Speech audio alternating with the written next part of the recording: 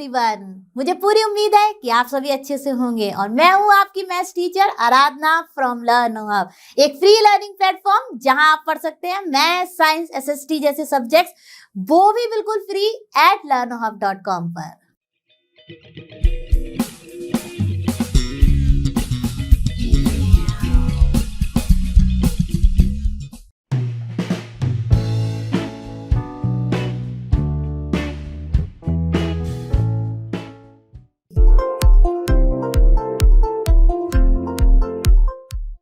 तो चलो बच्चों शुरू करते हैं अपना एक्सरसाइज 7.2 का क्वेश्चन नंबर 1। तो क्वेश्चन नंबर 1 क्या कह रहा है? Draw number lines and locate the points on them. तो नंबर लाइन तो हम काफी टाइम से पढ़ते आ रहे हैं, तो चलिए फटाफट सॉल्व करते हैं कि हम अपने फ्रैक्शंस को कैसे नंबर लाइन पर रिप्रेजेंट करेंगे। अब देखिए पहला क्वेश्चन हमें दिया गया है 1/2, 1/4, 3/4 एंड 4/4। अब देखिए कहीं ना कहीं अगर आप देखेंगे तो 1/2 को छोड़ के बाकी सारे नंबर्स के जो डिनोमिनेटर है वो 4 हैं। तो चलिए फटाफट हम 1/2 को कैसे लिख सकते हैं अपने 4 डिनोमिनेटर की फॉर्म में। तो देखिए कुछ इस तरह से लिख सकते हैं ना, 1/2 में अगर हम मल्टीप्लाई करते हैं अपने 2 का तो क्या आ जाएगा? ये हो जाएगा हमारा 2/4 और 2/4 कुछ नहीं है, जब आप सिंप्लीफाई करेंगे तो ये हो जाएगा 1/2। तो हम ए में आप इस तरह से लिख सकते हैं ना कि ये है हमारा 2/4, ये है हमारा 1/4, ये है हमारा 3/4 और ये है हमारा 4/4। 4/4 क्या होता है? हमारा 1 होता है। आप देखिए इनको जब नंबर लाइन पर लोकेट करने की बात आई तो देखिए हमारी नंबर लाइन जो है उसमें होते हैं नेगेटिव। अब आपने इंटीजर्स के बारे में पढ़ लिया तो आप नेगेटिव नंबर्स भी ले सकते हैं, लेकिन क्योंकि यहाँ पर सारे के सारे ही पॉजिटिव फ्रैक्शंस हैं तो हमें अपने नेगेटिव साइड में जाने की जरूरत नहीं है। तो हम क्या करेंगे? हम लेंगे अपनी सिर्फ नंबर लाइन की पॉजिटिव साइड। तो चलिए कुछ मान लेते हैं कि इसके बियॉन्ड अगर हम लेफ्ट साइड में जाएंगे तो हमें मिलेगा नेगेटिव इंटीजर्स और यहाँ पर हमने ले लिया 0। अब 0 और 4/4 हमारा क्या है? 1। ठीक है, तो चलिए यहां पर हमने लिख दिया 4/4 यानी कि that is equal to 1। Right, अब हम 0 से 1 के बीच में 4 इक्वल डिवीजन कर लेते हैं। तो ये हो गया हमारा 1/4, ठीक है, ये हो जाएगा 2/4, यहाँ पर कहीं आ जाएगा 3/4। ठीक है, तो हम यहाँ लिख देते हैं अपना, ये हो गया हमारा 0 के बाद क्या आता है? 1, तो ये हो गया 1/4 क्योंकि हमने इक्वल डिवीजन कर लिए। यहाँ हो गया मान लीजिए हमारा 2/4 जो कि कुछ नहीं है बल्कि 1/2 ही है। राइट, 2 1 जा 2, 2 2 जा 4। अगर आप इसको सिंप्लीफाई करेंगे तो ये क्या हो जाएगा? ये हो जाएगा 1/2 और ये हो गया हमारा 3/4। तो यानी कि ये जो भी गिवन फ्रैक्शंस हैं इनकी वैल्यू लाई कर रही है हमारी 0 से 1 के बीच में और हमारे ये नंबर लाइन पर रिप्रेजेंट हो गए। और हमने ली राइट साइड क्योंकि सारे के सारे फ्रैक्शंस जो थे वो थे हमारे पॉजिटिव फ्रैक्शंस। तो आई होप आपको ये अच्छे से क्लियर हो गया। जो भी आपको डिनोमिनेटर दिया गया उन्हीं इक्वल पार्ट्स में आपको डिवाइड करना है अपनी नंबर लाइन को, ये आपको याद रखना है। तो चलिए अब शुरू करते हैं अपना इसका नेक्स्ट पार्ट। तो चलिए देखते हैं हमारा बी। तो बी में तो सारे के सारे हमारे 8 ही हैं डिनोमिनेटर, यानी हमें किसी के भी डिनोमिनेटर को 8 नहीं बनाना होता है। नहीं तो हम क्या देखते हैं, जो हमारा maximum number of time denominator होता है उसी के इक्वल हम बना लेते हैं जो कि नहीं होते हैं। ठीक है, अब बी में हमें दिया गया है 1/8। ठीक है, फिर सारे के सारे हमें दिए गए हैं असेंडिंग ऑर्डर में भी। ठीक है, तो हमें कुछ करना ही नहीं है। अब हम क्या करेंगे? देखिए ये सारे के सारे अगर आप डिवाइड करेंगे तो इनकी वैल्यू, इसके बाद अगर आप देखेंगे तो ये सारे के सारे कहीं ना कहीं हमारे 0 से 1 के बीच में आ रहे हैं। तो जब नंबर लाइन की बात हुई, क्योंकि अगर आप इसको डिवाइड करेंगे तो ये भी हमारा लेस देन 1 आएगा, ये भी लेस देन 1, ये भी। ठीक है, तो ये तो डिवीजन कॉन्सेप्ट से हमें पता चल गया। तो ये सारे के सारे नंबर्स जो हैं वो आएंगे हमारे 0 से 1 के बीच में। और 1 क्या होता है? 8/8। राइट, और 0 क्या हो जाएगा? 0/8। राइट, किसी भी नंबर को, किसी 0 को किसी भी नंबर से डिवाइड करेंगे तो क्वोशिएंट आता है हमेशा 0। अब इसके बीच में आप कर लीजिए 8 स्मॉल पार्ट्स।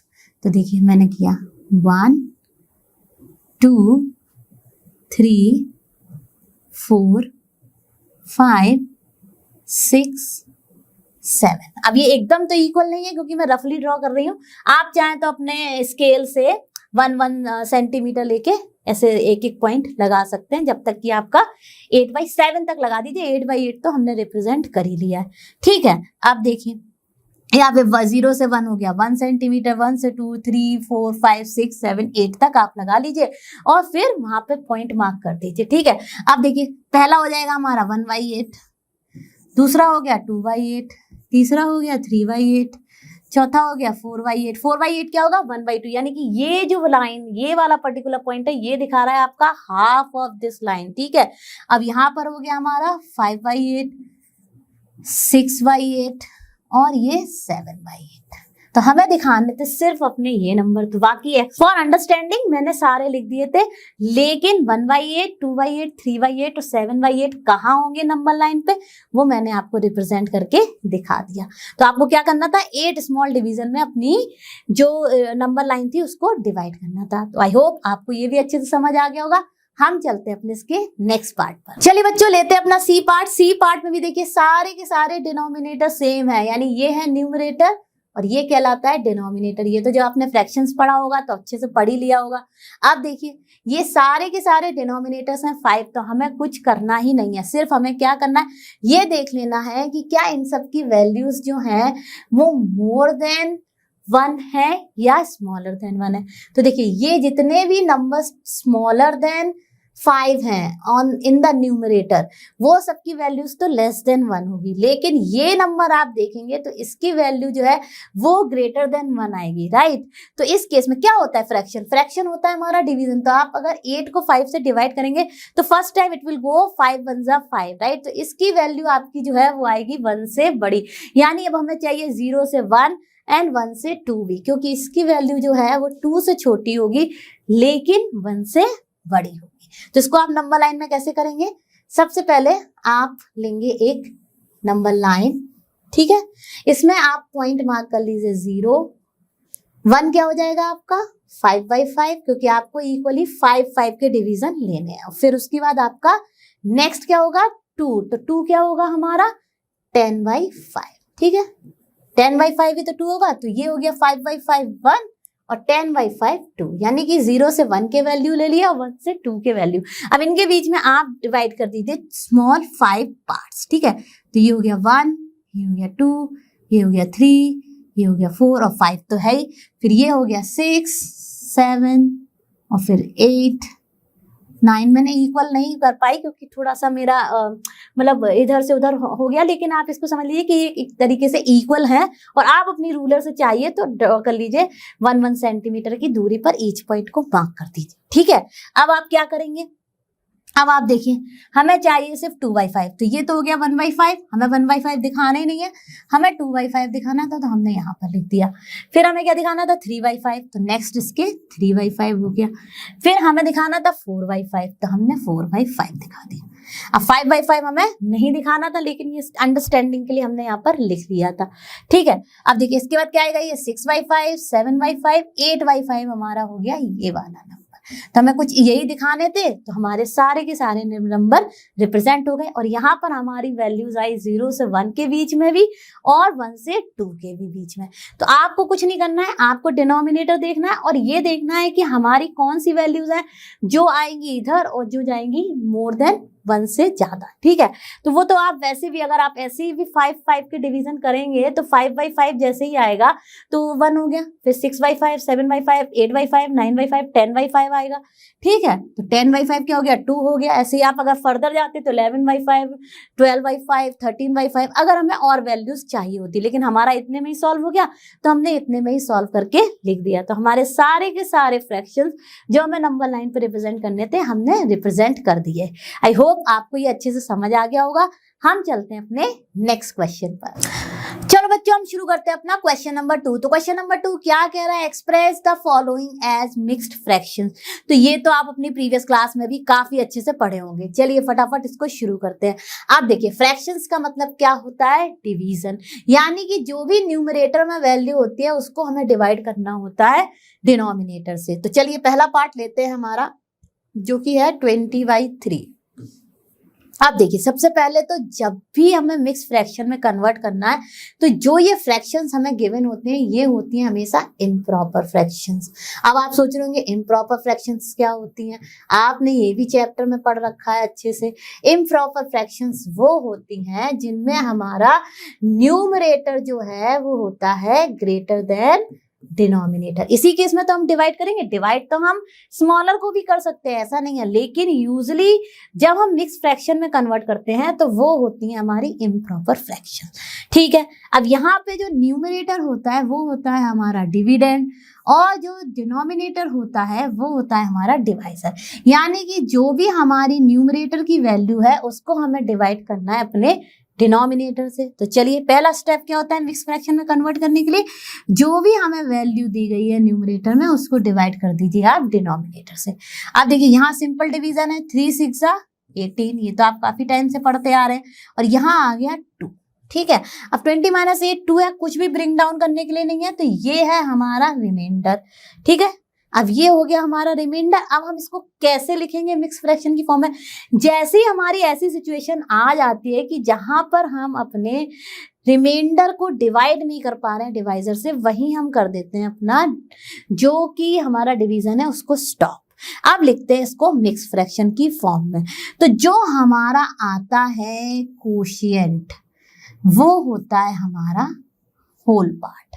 राइट, चैप्टर में आपने पढ़ा ही होगा कि मिक्स फ्रैक्शन या मिक्स नंबर किस तरह के होते हैं, उनमें होता है whole part and fraction part. तो ये तो हो गया हमारा whole part, quotient becomes whole part. ठीक है, और हमारा जो न्यूमरेटर होता है वो होता है हमारा रिमाइंडर यानी कि 2, और हमारा डिवाइजर रहता है एज इट इज, और यही होता है हमारा डिनोमिनेटर। ठीक है, तो हमारे 20/3 का मिक्स फ्रैक्शन फॉर्म हो गया। इसको पढ़ेंगे कैसे, 6 होल 2/3। ठीक है, अब आपने कन्वर्जन भी पढ़ा होगा कि मिक्स फ्रैक्शन को हम कैसे कन्वर्ट करते हैं इम्प्रॉपर में। तो उसमें क्या करते हैं, इन दोनों को मल्टीप्लाई करते हैं, यानी होल नंबर और डिनोमिनेटर को, तो ये आ जाता है 18, और न्यूमरेटर को ऐड करते हैं, यानी 18 + 2 20, यानी 20/3। तो यानी जब आप कन्वर्ट करेंगे तो ये आएगा 20/3। इसका मतलब ये है कि आपने जो मिक्स फ्रैक्शन फाइंड किया है वो है एब्सोल्युटली करेक्ट। तो आई होप आपको ये अच्छे से समझ आ गया होगा। इसी बेसिस पर हम करेंगे अपने अब ए मैंने सॉल्व कर दिया है, D E F, C B और C आप करेंगे एज अ प्रैक्टिस। तो चलिए बच्चों शुरू करते हैं अपना D1। तो D1 है हमारा 28/5। राइट, तो बिना टाइम वेस्ट किए हम फटाफट डिवाइड करते हैं अपने न्यूमरेटर को बाय डिनोमिनेटर। तो 5 5 25, बहुत ही आसान है, अब तो नॉर्मल डिवीजन करना है। और देखिए जैसे ही हमने किया हमारा 3 आ गया रिमाइंडर, और 3 को हम डिवाइड नहीं कर सकते 5 से, तो इस केस में हमारी मिक्स फ्रैक्शन फॉर्म क्या हो गई, मिक्स्ड फ्रैक्शन हो गई। क्या करते हैं हम, यस फटाफट आप लोगों ने पक्के से लिख लिया होगा, क्या होता है, होल पार्ट होता है हमारा कोशिएंट, रिमाइंडर होता है न्यूमरेटर, और हमारा डिनोमिनेटर रहता है डिवाइजर एज इट इज, यानी 5 whole 3/5 is the mix fraction form of the 28/5। ठीक है, बहुत ही आसान था। हम करते हैं अपना नेक्स्ट वन। तो चलिए फटाफट शुरू करते हैं अपना E1। तो E1 है हमारा 19/6, यानी कि 19 को हमने कर दिया 6 से डिवाइड, तो 6 3 18, ये हो गया हमारा 1 रिमाइंडर, और इसकी मिक्स फ्रैक्शन फॉर्म हो गई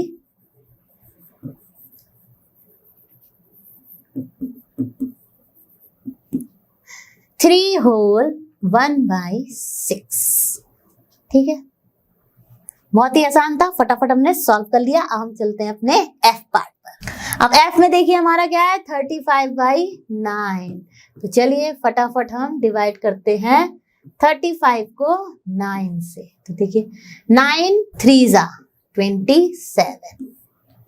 तो देखिए क्या आ गया यहाँ पे, 15 - 7 करेंगे तो ये हो जाएगा 8 इज द रिमाइंडर। ठीक है, अब हम क्या करेंगे, अब हम लिख देंगे इसको मिक्स फ्रैक्शन की फॉर्म में। तो मिक्स फ्रैक्शन हो गई, अब देखिए 8 को हम डिवाइड नहीं कर सकते 9 तो हमने डिवीजन को स्टॉप कर दिया। तो मिक्स फ्रैक्शन हो गई हमारी 3 होल 8/9। ठीक है, बहुत ही आसान था। अगर मान लीजिए आप इसको फर्दर रिड्यूस कर सकते हैं, यानी कि कुछ ऐसे न्यूमरेटर और डिनोमिनेटर आ सकते हैं जिनका कोई कॉमन फैक्टर हो, तो हम उसको फर्दर रिड्यूस करके भी लिख सकते हैं, वो रॉन्ग नहीं होगा।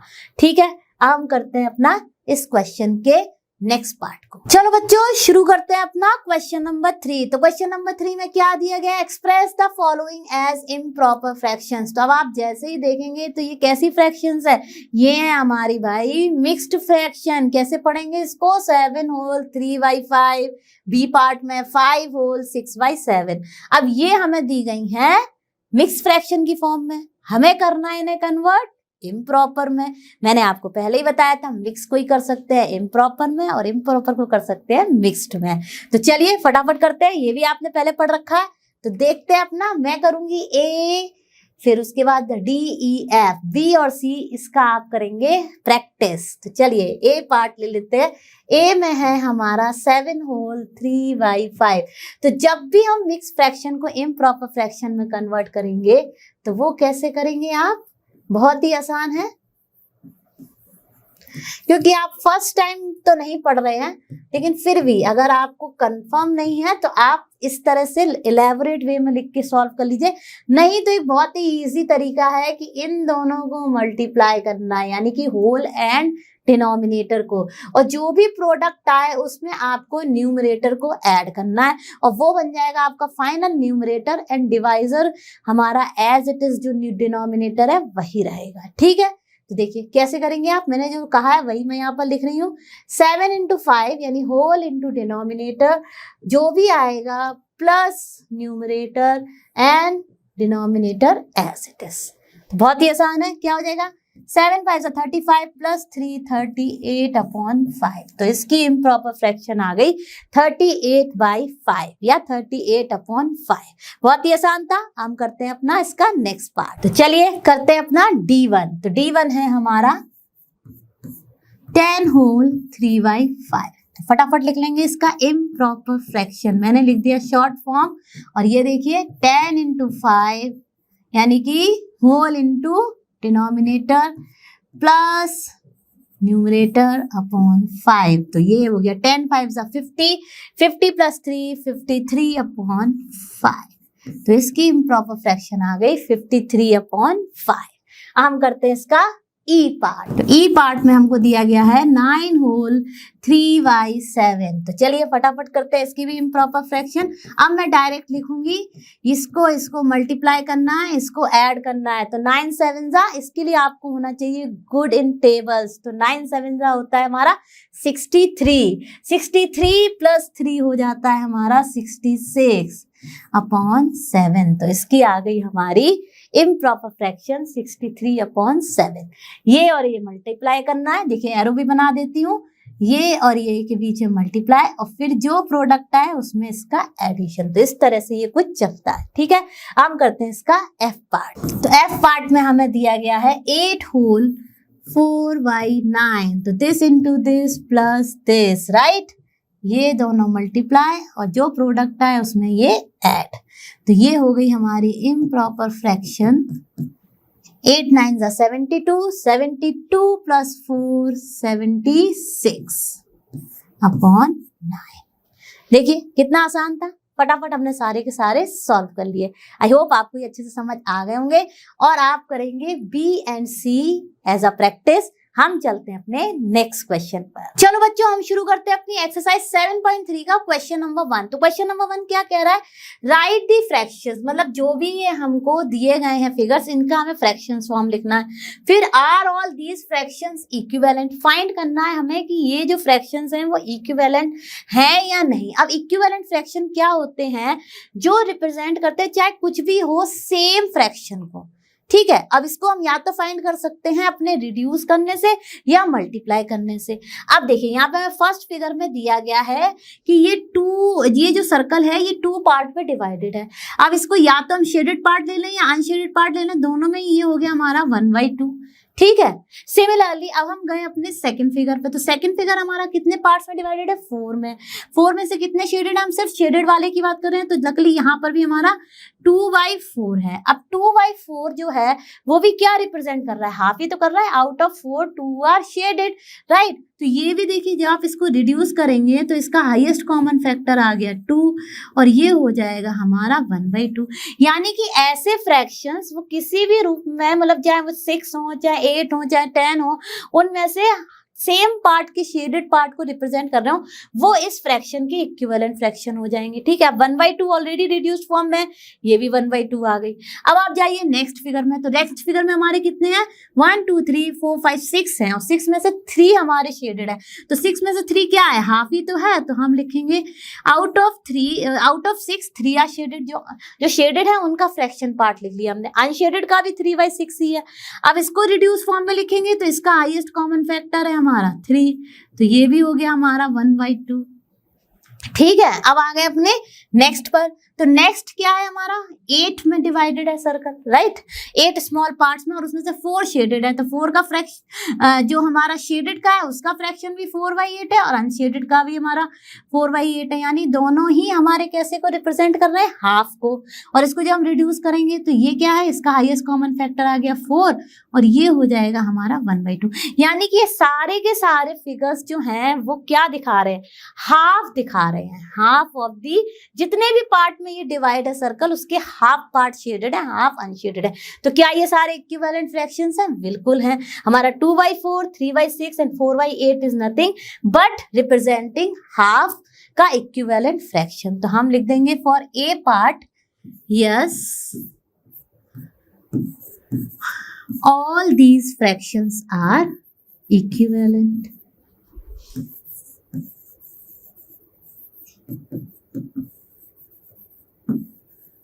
Equivalent and written in reduced form.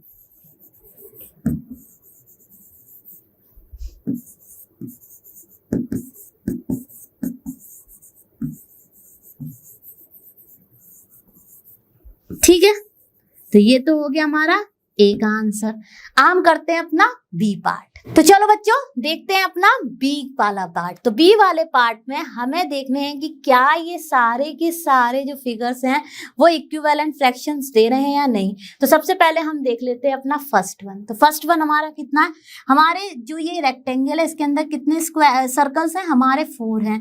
Each row में 4 हैं और 3 रोज हैं, तो 4 3 जा 12। टोटल नंबर ऑफ हमारे सर्कल्स है 12। देख लीजिए आप ऐसे भी काउंट करके, तो ये 12 ही आ रहे हैं। ठीक है, अब इसमें से कितने शेडेड है, 4 शेडेड है। तो हम शेडेड का लिखेंगे तो वो हो जाएगा हमारा 4/12, क्योंकि हमने शेडेड वाला ही ले लिया। और अगर आप अनशेडेड लेंगे तो वो हो जाएगा हमारा कितना है, ये 8/12। ठीक है, अब देखिए जब हमने शेडेड का लिया तो जब हम इसको रिड्यूस फॉर्म में लिखेंगे तो ये आ गया हमारा 1/3, राइट। 4 1 जा 4, 4 3 जा 12, यानी कि रिड्यूस्ड फॉर्म में ये है 1/3। अब आ गए हम नेक्स्ट पर। अब देखिए नेक्स्ट में हमारा क्या है, 3 है ईच रो में और 3 रोज हैं, तो टोटल नंबर ऑफ सर्कल्स हमारे कितने हैं, 9। और कितने शेडेड है, 3, तो यानी 3/9। और ये भी जब हम रिड्यूस्ड फॉर्म में लिखेंगे तो 3 1 जा 3, यानी कि 1/3। दोनों ही हमारे आ गए प्राइम फैक्टर्स या ऑड नंबर्स। ठीक है, अब आ गए नेक्स्ट पर। नेक्स्ट में हमारे देखिए क्या है, 1 2 3 4, यानी कि टोटल हमारे 6 हैं, और 6 में से कितने शेडेड है, 2, तो 2/6। तो देखिए ये भी हो गया 1/3, 2 1 जा 2 3 जा।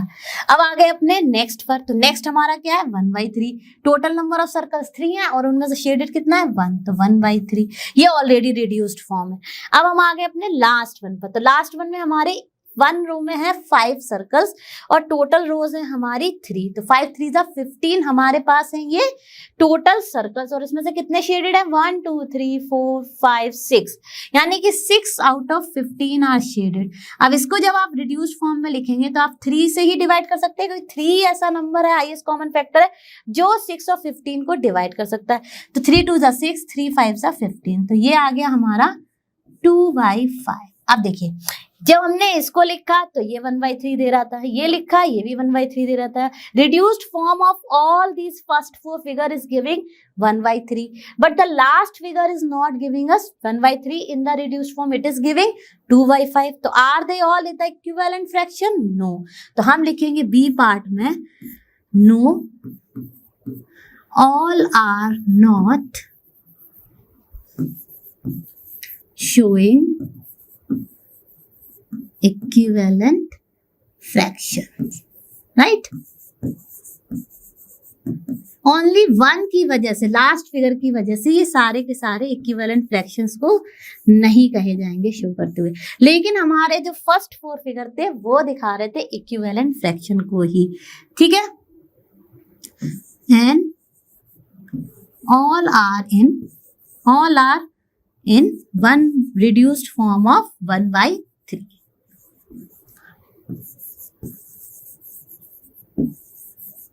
One by three except the last figure. Okay, so because of that it is not showing all are equivalent fraction. तो आई होप आपको ये भी अच्छे से क्लियर हो गया होगा, इसमें कुछ था ही नहीं. सिर्फ हमें देखना था कि सारे फिगर्स हमारे इक्विवेलेंट दिखा रहे हैं कि नहीं, तो नहीं दिखा रहे थे, तो इसकी वजह से बी हो गया आंसर नो. आई होप आपको ये अच्छे से समझ आ गया होगा. हम चलते हैं अपने नेक्स्ट क्वेश्चन पर. चलिए बच्चों, हम शुरू करते हैं अपना क्वेश्चन नंबर 2. तो क्वेश्चन नंबर 2 क्या कह रहा है? क्वेश्चन नंबर 2 कह रहा है write the fractions and pair up the equivalent fractions from the each row. ठीक है, सबसे पहले तो हमें लिखने हैं अपने सारे के सारे फ्रैक्शंस, और जो दिखा रहे हैं इक्विवेलेंट फ्रैक्शन यानी जिसकी रिड्यूस्ड फॉर्म या किसी भी तरीके से वो दोनों दिखा रहे हैं इक्विवेलेंट फ्रैक्शन, उनको हमें लिखना है मैच करके. ठीक है, तो देखिए पहला हमारा देखिए कितना है, 2 पार्ट्स हैं और उसमें से एक शेडेड है, तो शेडेड वाले को ही लिख लेते हैं हम. तो हम लिख देंगे 1/2 इसका शेडेड है. सिमिलरली बी में देखिए, बी में हमारे कितने पार्ट्स हैं? 6 पार्ट है और उनमें से कितने शेडेड है? 1 2 3 4. तो ये हो गया हमारा 4/6, जो कि आप रिड्यूस्ड फॉर्म में भी लिख सकते हैं. तो ये डिवाइड होगा 2 से, जो कि हो जाएगा 2/3. ठीक है, तो बी का हो गया 2/3. अब आ जाइए अपने सी में. सी में हमारे देखिए टोटल कितने पार्ट्स हैं? 9 पार्ट्स हैं और उसमें से कितने शेडेड है? 3. तो 3/9, राइट, जो कि लिख सकते हैं हम 1/3 भी. 3 1 एंड 3 3. ठीक है, अब देखिए नेक्स्ट आ जाइए डी में. तो डी हमारा कितना दिखा रहा है? देखिए टोटल हमारे कितने हैं रेक्टेंगल्स, स्मॉल रेक्टेंगल्स? 8 और उसमें से 2 शेडेड है. तो 2/8 यानी कि ये हो गया 1/4, राइट. 2 1 2 4. ठीक है, तो रिड्यूस फॉर्म में भी मैं साइमल्टेनियसली लिखते जा रही हूँ. अब नेक्स्ट में हमारे 4 हैं और 3 शेडेड हैं.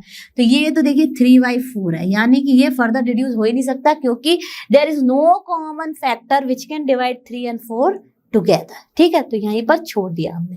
अब आ गए अपने फर्स्ट, इसमें सेकेंड रो में फर्स्ट फिगर में. अब देखिए यहाँ पे हमारे ईच जो रेक्टेंगल है वो डिवाइडेड है 2 में. तो यहाँ पर देखिए 2 2 है सब में. तो ये टोटल कितने हमारे हैं एक रो में? ये हैं हमारे 6. तो 6 फिर यहाँ पे 6 फिर यहाँ पे 6, तो ये टोटल 18 है. 18 में से कितने शेडेड हैं? 1 2 3 4 5 6. 6 आउट ऑफ 18 शेडेड है, यानी कि ये भी हो गया 1/3, राइट. 6 1 एंड 6 3. ठीक है, तो ये हो गया 1/3. नेक्स्ट में जाते हैं हम सेकंड में. तो सेकंड में हमारा हो जाएगा, देखिए कितने हैं ये? 1 2 3, मतलब 4 4 8. ऑफ 8 में से हमारे कितने शेडेड है? ओनली 4. तो हम लिख देंगे 4/8, जो कि हो जाएगा 1/2, राइट. अब देखिए नेक्स्ट में आइए. नेक्स्ट में हमारे देखिए फर्स्ट रो में हमारे 4 और ये इक्वली डिवाइडेड होने चाहिए. तो 4 और कितनी रोज है? 1 2 3 4 रोज है. तो टोटल हमारे कितने हैं? 16 स्मॉल रेक्टेंगल. स्मॉल रेक्टेंगल में से कितने शेडेड है हमारे 16 में से? 1 2 3 4 5 6 7 8 9 10 11 12 शेडेड है. ठीक है, आउट ऑफ 16. तो 12/16 कितना हो गया हमारा? ये हो जाएगा, देखिए ये दोनों हमारे आते हैं 4 की टेबल में. तो 4 3 12, 4 4 जा 16। आप इसको 2 से भी कर सकते थे, लेकिन हम हमेशा प्रेफर करते हैं हाईएस्ट कॉमन फैक्टर को लेना। अगर आप 2 से करते तो यहाँ आता 6, ये आता 8, फिर आप इसको फर्दर 2 से करते तो यही आता 3/4। तो हम हाईएस्ट कॉमन फैक्टर से कर देते हैं, तो हमारा स्टेप्स जो है वो रिड्यूस हो जाते हैं। सिमिलरली देखिए अब ये, इसमें हमारे कितने हैं ईच, 1 रो में कितने रेक्टेंगल्स हैं, 1 2 3 4 5 6 6 6 12, और उसमें से कितने शेडेड है फटाफट देख लेते हैं। ये देखिए यहाँ पर हमारे 4 शेडेड है और यहाँ पर हमारे 4 शेडेड है, तो आउट ऑफ 12 हमारे 8 शेडेड है, यानी कि ये हो जाएगा हमारा, ये दोनों किससे जाएंगे, ये हो जाएंगे हमारे 2/3, यानी 4 2 जा 8 एंड 4 3 जा 12। ठीक है, तो ये आ गया। अब नेक्स्ट में देखते हैं, नेक्स्ट हमारा क्या है, ये देखिए इसमें हमारे ईच रो में कितने हैं छोटे छोटे ट्राइंगल्स, 2 2, तो 4 है, तो 4 और कितनी रोज है, 1 2 3 4, तो 16 है। 16 में से कितने शेडेड है, 1 2 3 4 शेडेड है, यानी कि 4/16 जो कि हो जाएगा 1/4, यानी 1/4। आप देख लेते हैं 1/2 कोई दिखा रहा है हमारा यहाँ पर, यस 1/2 जो है वो दिखा रहा है सेकंड वन, यानी कि ए का आंसर हो जाएगा हमारा सेकंड वन। ठीक है, आप देखते हैं नेक्स्ट 2/3। 2/3 यहां से बी है और यहां से 2/3 कौन सा दिखा रहा है, फोर्थ, तो यानी कि फोर्थ का इक्विवेलेंट, बी का इक्विवेलेंट फ्रैक्शन कौन सा फिगर दिखा रहा है, फोर्थ दिखा रहा है। ठीक है, अब जाते हैं सी पर। अब बच्चों देखते हैं अपना सी का, तो सी हमारा क्या दिखा रहा है, 1/3। अब देख लेते हैं हमारी सेकंड रो में 1/3 कौन सा दिखा रहा था, 1/3 हमारा दिखा रहा है फर्स्ट वन, तो सी का करेक्ट आंसर हो गया फर्स्ट वन। सिमिलरली अब जाएंगे अपने फोर्थ पर, यानी डी पर, तो डी में देखिए ये दिखा रहा है 1/4, तो कोई भी यहाँ पर जो फिगर है वो दिखा रहा है 1/4, बिल्कुल वो है हमारा फिफ्थ वन, तो डी का हो गया हमारा फिफ्थ वन। ठीक है, अब सिमिलरली हम जाएंगे अपने ई पर, तो ई का हमारा है 3/4, तो 3/4 हमें यहाँ पे कौन सा फिगर दिखा रहा है, सेकंड रो में हमें दिखा रहा है अपना थर्ड फिगर, तो इसका आंसर हो गया ई का थर्ड वन।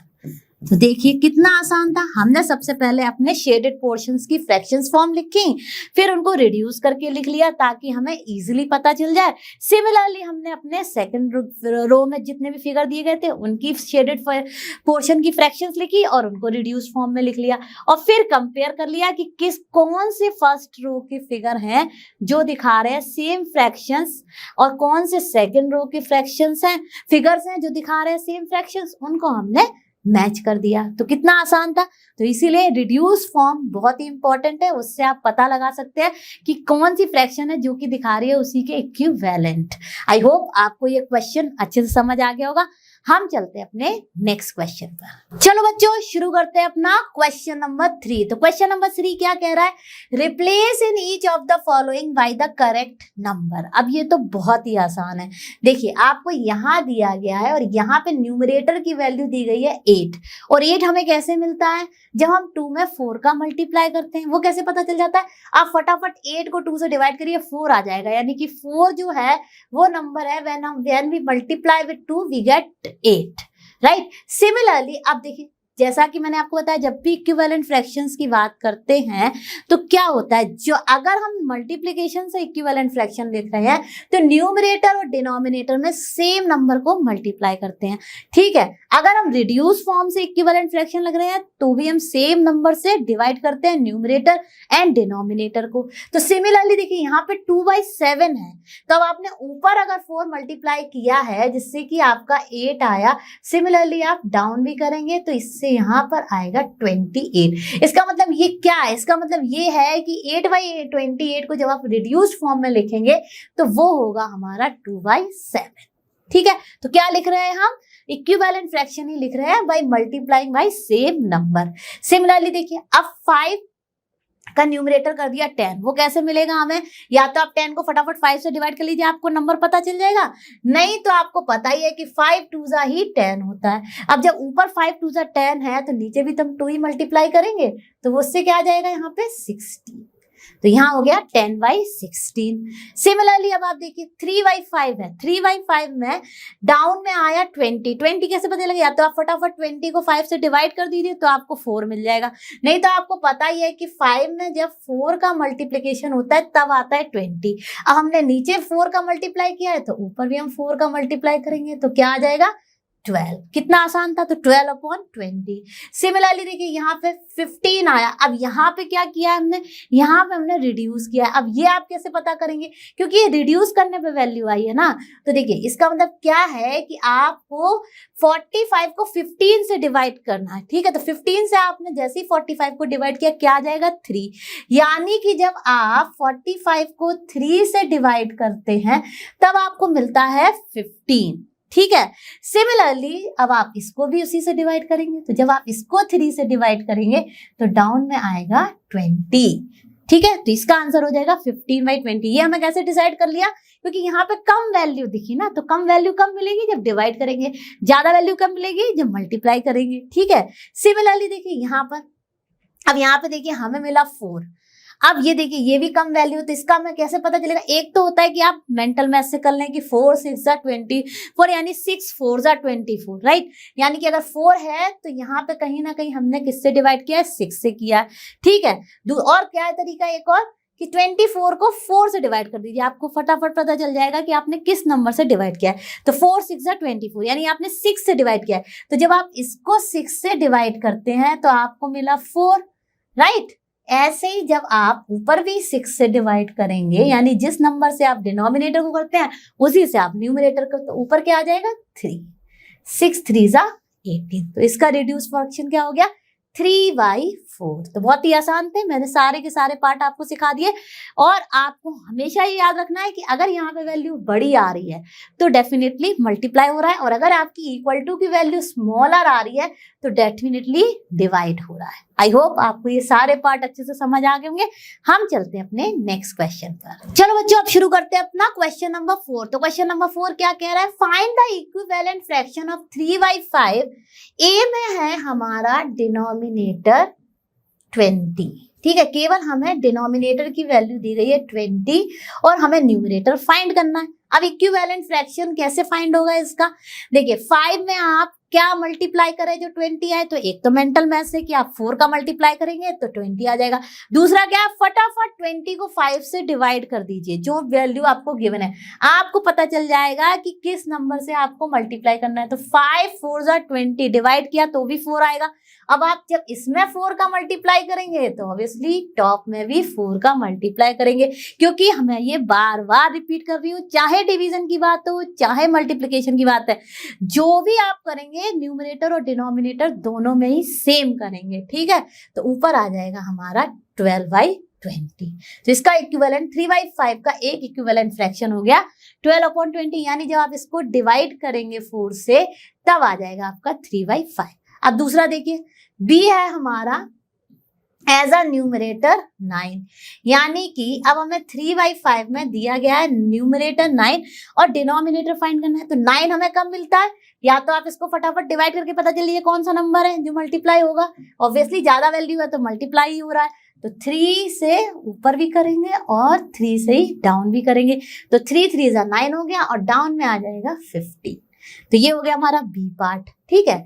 अब करते हैं हम अपना सी पार्ट। अब सी पार्ट में देखिए, आप सी पार्ट में हमें दिया गया है डिनोमिनेटर 30। तो चलिए 3/5 का इक्विवेलेंट फ्रैक्शन लिखना है जो कि हो उसका डिनोमिनेटर 30। अब 30 हमें कैसे मिलता है? या तो आप 30 को 5 से डिवाइड करिए, क्या आ जाएगा? 6, तो 6 से मल्टीप्लाई करने पे 30 मिलेगा। या फिर अगर आपको मेंटल मैथ्स अच्छी लगती है तो आपको पता ही है कि क्या मल्टीप्लाई करने से आता है, 5 6 30, तो ऊपर भी हम वही मल्टीप्लाई कर देंगे, यानी न्यूमरेटर आ जाएगा 18। कितना आसान है। अब देखिए डी में हमें दिया गया है 3/5 का इक्विवेलेंट फ्रैक्शन लिखना है जिसका न्यूमरेटर 27 है और डिनोमिनेटर हमें फाइंड करना है। अब 27 कैसे आया? क्या नंबर मल्टीप्लाई हुआ यहाँ पर? 9। या तो आप इसको मेंटल मैथ से कर लीजिए, या 27 को जैसे ही 3 से डिवाइड करेंगे आपको पता चल जाएगा कि 9 हमारा नंबर है जो कि मल्टीप्लाई हुआ है 3 के साथ। तो देखिए ऊपर हमने 9 किया तो हम नीचे भी 9 का मल्टीप्लाई करेंगे, तो नीचे आ जाएगा हमारा 45। तो देखिए ये सारे के सारे जो हैं, ये जो फ्रैक्शंस आए हैं, ये हैं हमारे रिप्रेजेंट कर रहे हैं इक्विवेलेंट फ्रैक्शंस ऑफ 3/5।